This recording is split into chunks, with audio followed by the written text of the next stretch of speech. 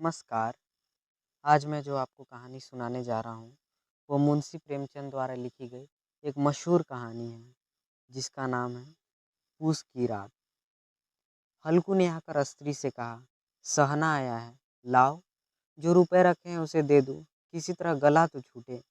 मुन्नी झाड़ू लगा रही थी, पीछे फिरकर बोली, 3 ही रुपए हैं, दे दोगे तो कंबल कहाँ से आवेगा? माघ पूस की रात हार में कैसे कटेगी? उसने कहा, दो, फसल पर दे देंगे, अभी नहीं। हल्कू एक क्षण अनिश्चित दशा में खड़ा रहा।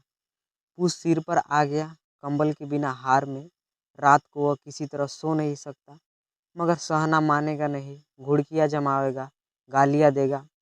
बला से जाड़ों में मरेंगे, बला तो सिर से टल जाएगी। यह सोचता हुआ वह अपनी भारी भरकर डील लिए हुए स्त्री के समीप आ गया और खुशामद करके बोला, दे दे, गला तो छूटे, कंबल के लिए कोई दूसरा उपाय सोचूंगा।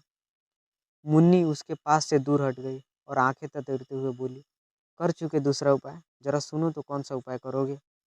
कोई खैरत दे देगा कंबल, न जान कितनी बाकी है, जो किसी तरह चुकने ही नहीं आती।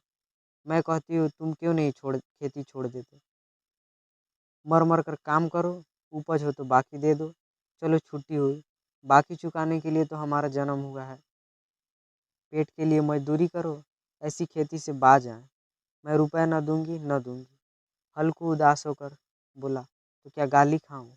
मुनि ने तड़प कर कहा, गाली क्या देगा, क्या उसका राज है? मगर यह कहने के साथ ही उस उसकी तनी हुई भौं ढीली पड़ गई। हल्कू के उस वाक्य में जो कठोर सत्य था, वह मानो एक भीषण जंतु की भांति उसे घूर रहा था। उसने जाकर आले पर से रुपए निकाले और लाकर हल्कू के हाथ पर रख दिया। फिर वह बोली फिर बोली, तुम छोड़ दो अब किसी खेती, मजूरी से सुख सुख से एक रोटी तो खाने को मिलेगी, किसी की धौंस तो न रहेगी। अच्छी खेती है, मजूरी करके लाओ, वह भी उसी में झोंक दो, उस पर धौंस। हल्कू ने रुपए लिए और इस तरह बाहर चला, मानो अपना हृदय निकाल कर देने जा रहा हो। उसने मजूरी से एक एक पैसा काट काट कर 3 रुपए कंबल के लिए जमा किए थे। वो आज निकले जा रहे थे। एक एक पग के साथ उसका मस्तक पानी में दीनता के भाव से दबा जा रहा था। पूस की अंधेरी रात, आकाश पर तारे भी ठिठुकते हुए मालूम होते। हल्कू अपने खेत के किनारे ऊख के पत्तों की एक छतरी के नीचे बांस के खटाले पर अपनी पुरानी गाड़ी की चादर ओढ़ पर कांप रहा था।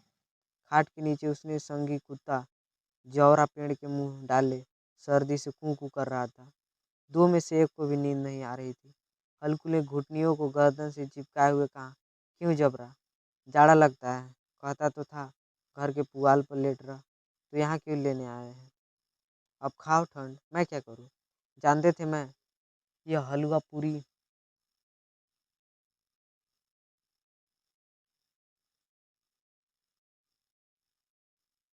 खाने आ रहा हूँ।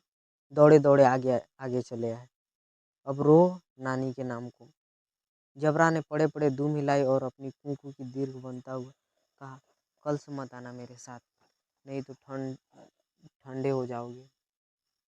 यही रात पचकर न जाने कहाँ से बर्फ लिए आ रही है। उठूं फिर एक चिमल भरूं, किसी तरह रात तो कटे। 8 चिमल तो पी चुका हूँ। यह खेती का मजा है और एक भगवान ऐसे पड़े हैं जिनके पास जाड़ आए तो गर्मी से घबरा कर भागे, मोटे मोटे गद्दे लिहाए, कंबल महाज है, जाड़े का गुजर हो जाए। जगदीर की खूबी, मजदूरी हम करें, मजा दूसरे लूटे। हल्कू उठा, गड्ढे में से जरा सी आग निकाल कर चीलम भरी। जबरा भी उठ बैठा। हल्कू ने चीलम पीते हुए कहा, पिएगा चीलम? जाड़ा तो क्या जाता है, हाँ, जरा मन बदल जाता है। जबरा ने उसके मुंह की ओर प्रेम से छलकाते हुए आंसू से देख, हल्कू आज और जाड़ा खा ले, कल मैं यहाँ पछुआ बिछा दूंगा, पुआल बिछा दूंगा, उसी में घुस कर बैठना, तब जाड़ा न लगेगी। जबरा ने अपने पंजों से उसकी घुटनियां पर रख दिए और उसके मुंह के पास अपना मुंह ले गया। हल्कू को उसकी गर्म सांस लगी। चीलम पीकर हल्कू फिर लेटा और निश्चय करने के लेटा, चाहा तो कुछ तो अब। चीलम पीकर हल्कू फिर लेटा और निश्चय करके लेटा कि चाहे कुछ भी हो, अब की सो जाऊंगा। पर एक ही क्षण में उसके हृदय में कंपन होने लगा। कभी इस करवट लेता, कभी उस करवट पर। जाड़ा किसी पिचास की भांति उसकी छाती को दबाए हुए था। जब किसी तरह जब किसी तरह न रहा गया तो उसने जबरा को धीरे धीरे उठाया और उसके सिर को थपथकाकर उसे अपनी गोद में सुला लिया। कुत्ते की देह से जाने कैसे दुर्गंध आ रही थी, पर वह उसे अपनी गोद में चिपकाए हुए ऐसे सुख का अनुभव कर रहा था जो इधर महीनों से उसे न मिला। जबरा शायद यह समझ रहा था कि स्वर्ग यही है, और हल्कू की पवित्र आत्मा में तो उसे कुत्ते को प्रति घृणा की गंध तक न। अपने किसी अभिन्न मित्र या भाई को वह इतनी ही तत्परता से गले लगाता।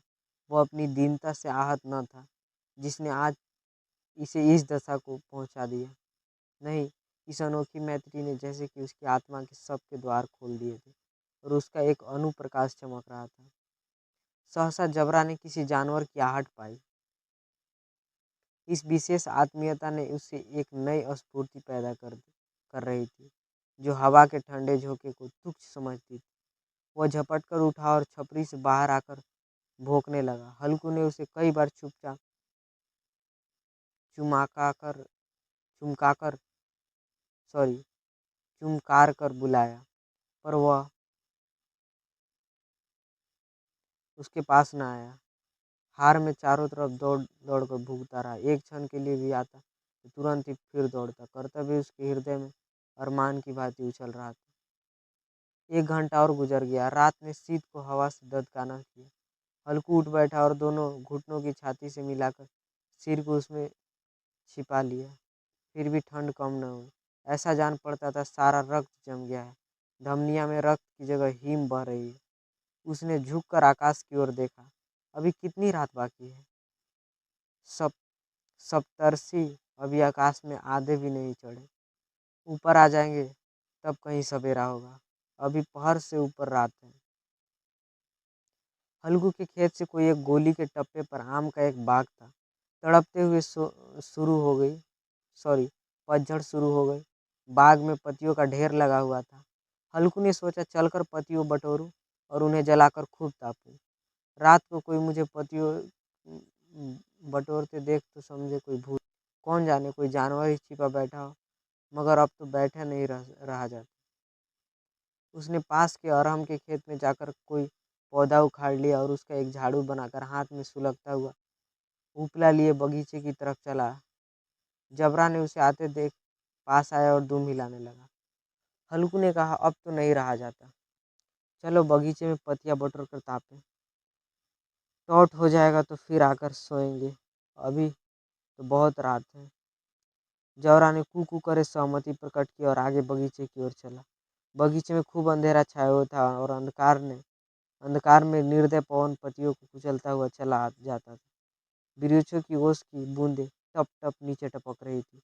एकाएक एक झोंका मेहंदी के फूलों की खुशबू लिए हुआ आया।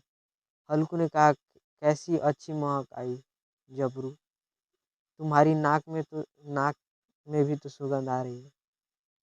जानवर को कहीं जमीन पर एक हड्डी मिली पड़ गई जबरा को कहीं जमीन पर हड्डी मिली पड़ गई तो उसे चिचोड़ रहा था।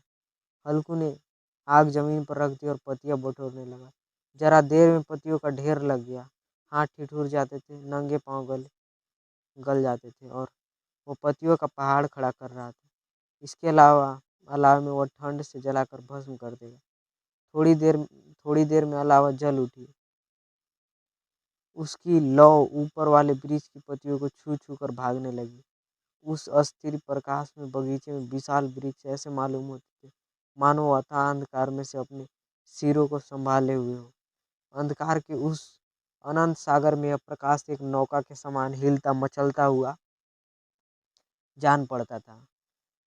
हल्कू अलावा के समान बैठा आग ताप रहा था अलावा के सामने बैठा आग ताप रहा था। एक क्षण में उसने दोहर उतार कर बगल में दबा दी। दोनों पांव फैला दिए मानो ठंड को ललकार रहा हो। तेरे जी में आए तो सो कर। ठंड की असीम शक्ति पर विजय पाकर वह विजय गर्व को हृदय में छिपा न सकता था। उसने जबरा से कहा, क्यों जबरा, अब ठंड नहीं लग रही है?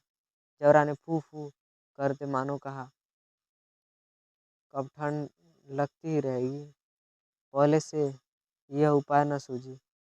नहीं, इतने ठंड क्यों खाते? जबरा ने पूछ हिलाई। अच्छा, आओ, इसके अलावा को कूद कर पार करें, देखे कौन निकल जाता है। अगर जल गए अगर जल गए बचा सॉरी अगर जल गए बचा तो मैं दवा न करूँगा। जबर ने उसे अग्नि राशि की ओर कातर नेत्रों से देखा। मुन्नी से कल न कह देना, नहीं तो लड़ाई करेगी। यह कहता हुआ उछला और उसी के अलावा ऊपर से साथ निकल गया। पैरों पर जरा लपटी लगी, वह कोई बात नहीं थी। जबरा आगे के गिर्द घूमकर उसके पास आ खड़ा हुआ।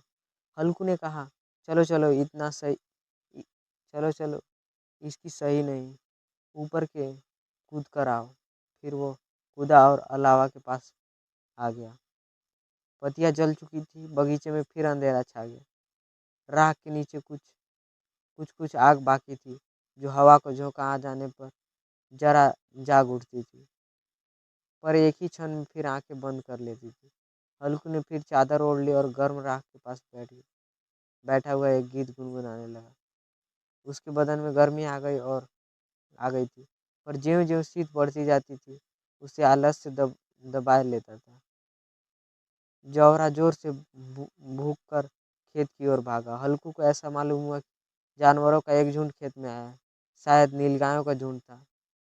उनके कूदने दौड़ने की आवाज़ साफ कान में आ रही थी। फिर ऐसा मालूम हुआ कि खेत में चर रही है। उनके चबाने की आवाज़ चर चर सुनाई देने लगी। उसने दिल से कहा, नहीं, जबरा के होते हुए जानवर खेत में नहीं आ सकता। नोच ही डाले, मुझे भ्रम हो रहा है। कहा, अब तो कुछ नहीं सुनाई देता, मुझे भी कैसे धोखा हुआ। उसने जोर जोर से आवाज़ लगाई, जबरा जबरा जबरा भूखता रहा, उसके पास न आया। फिर खेत के चरे जाने की आहट मिली। अब वो अपने को धोखा न दे सका। उसने अपनी जगह को हिलना जहर लग रहा था। कैसा ददाया हुआ बैठा था। इस चाले पाड़े में खेत में जाना, जानवर के पीछे दौड़ना असह्य जान पड़ा। वह अपनी जगह से न हिला। उसने जोर से आवाज़ लगाई, हिलो हिलो। जबरा फिर भूख उठा। जानवर खेत चर रहे हैं, फसल तैयार है। कैसी अच्छी खेती थी, पर ये दुष्ट जानवर का सर्वनाश किए डालते हैं। हल्कू पक्का इरादा करके उठा और 2-3 कदम चला, पर एकाएक हवा कस ऐसा ठंडा चुभने वाली बिच्छू के डंक को सो लगा कि वो फिर बुझते हुए अल्लाह के पास आ बैठा और राख को कुदेर कर अपनी ठंडी देह को गरमाने लगा।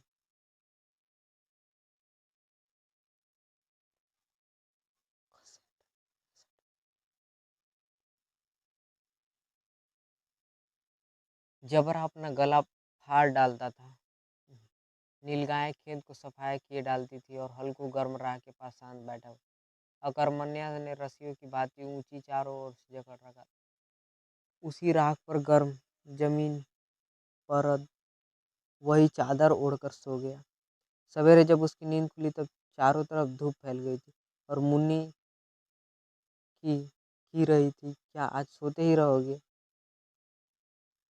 तुम यहाँ आकर रम गए और उधर सारा खेत चौपट हो गया। हल्कू ने उठकर, क्या कहा तू? खेत से होकर आ रही है? मुन्नी बोली, हाँ, सारे खेत का सत्यानाश हो गया। भला ऐसे ही कोई सोता है? तुम्हारे यहाँ मड़ाया डालने से क्या हुआ? हल्कू ने बहाना किया, तो मैं मरते मरते बचा, तुझे अपनी खेत की पड़ी है। पेट में ऐसा दर्द हुआ कि मैं नहीं जानता हूँ। दोनों फिर खेत खेत के डांड पर आए। देखा सारा खेत रौंदा हुआ पड़ा है और जबरा मड़ाया के नीचे चित लेटा है, मानो प्राण ही न हो। दोनों खेत दोनों खेत की दशा देख रहे हैं। मुन्नी के मुख पर उदासी छाई और हल्कू प्रसन्न था। मुन्नी ने चिंतित होकर कहा, अब मजूरी करके मालगुजारी भरना पड़ेगी। हल्कू ने प्रसन्न मुख से कहा, रात को ठंड में यहाँ सोना न पड़े।